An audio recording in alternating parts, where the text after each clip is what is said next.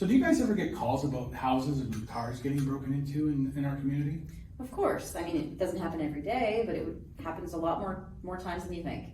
Wow, it just makes it scary, and you just wonder, is there anything that we can do to try and prevent these things from happening? Sure, of course there is. There's something out there called crime prevention through environmental design. We police officers, we've shortened that up to CPTED. Okay. What does that mean?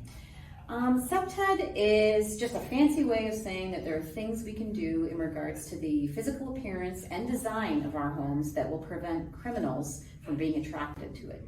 Kind of like what? Well, first off, the easiest one is locking your front doors and locking your car doors. CPTED works by decreasing a criminal's ability to commit crime without getting caught. Okay. The measures also increase the chances that a witness will see and report a crime as it's actually occurring. Wow, this is really great. This is the information that I'm looking for. What are some of the recommendations that I can use? Some of them are very simple. By using your deadbolt on your doors, you can lock all your windows at night, and especially when you're not at home. Security cameras, you can put them in places where people can see them so that they know that they're being watched. Motion lighting is excellent. The minute somebody moves in front of that light and a light beams down on them, the last thing they want to be is seen. Keep your fence locked, keep your garage door shut. These are fairly simple ideas that you can implement on a daily basis. I had a friend who had their bicycle stolen within minutes from their open garage door. They're waiting for you to forget these things. It's amazing how fast a crime can happen sometimes. Absolutely. Some of the not so obvious suggestions that we usually make to people are keeping a clear, defined path to your front door.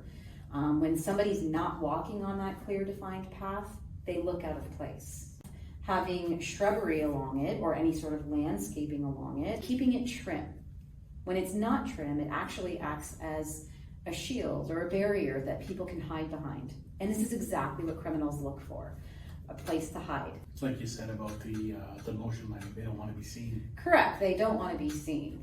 And when you're on vacation, typically people will take vacation in the winter time. And if you don't have somebody coming to shovel your driveway or park their car in your driveway, it's going to look obvious that nobody's home. Mm-hmm. If you don't have somebody coming to get the mail and it's stacked up in your mailbox, your newspaper, your ads that get thrown on your driveway. Yeah. If these things are stacked up, it's a telltale sign that you're not home. So what do you do then? You can have your neighbor come and pick up your mail, pick up your newspaper, park their vehicle in your driveway, or even shovel your driveway if it happens to be winter.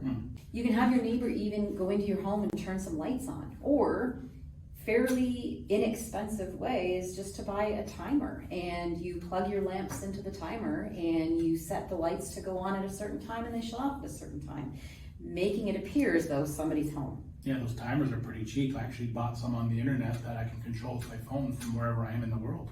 Absolutely, absolutely. And a lot of people have those things nowadays. Do you have a garage door opener in your car? Of course. Have you ever left your car door unlocked? I have from time to time. So what do you think you're allowing people access to if you leave your car door unlocked then? Probably my garage and in my house because it's connected to the house. So absolutely. It's kind of, yeah. Absolutely. So there are garage door keypads on the inside of the garage that do have options of turning the light on, shutting the garage door, and there's also a button that has a little lock on it. If you hit that lock button, it renders your portable garage door opener that's inside your car inoperable.